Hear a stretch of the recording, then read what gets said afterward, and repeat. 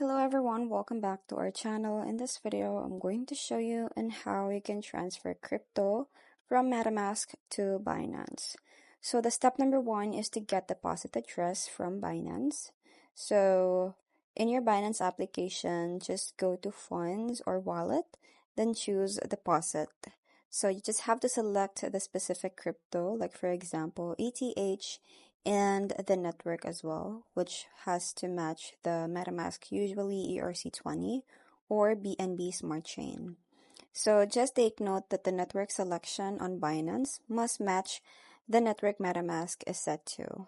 So if they don't match, your funds will be lost. So you just have to make sure that those two match. Step number two is to copy the deposit address. So from here, you will see this copy address button. So I just have to copy it, click on it. Do not type it manually, and always use the copy button to ensure accuracy, as sending crypto to the wrong address is irreversible. So what you're going to do is just tap on copy address, just like that. And next is to transfer crypto. So initiate the send.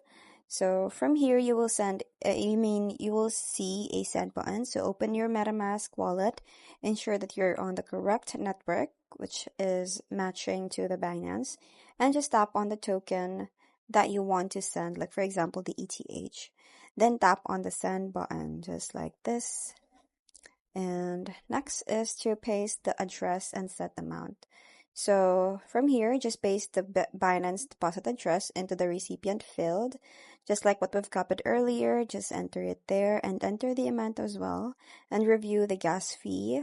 So the gas fee is paid in the network's native currency, like for example, ETH for Ethereum.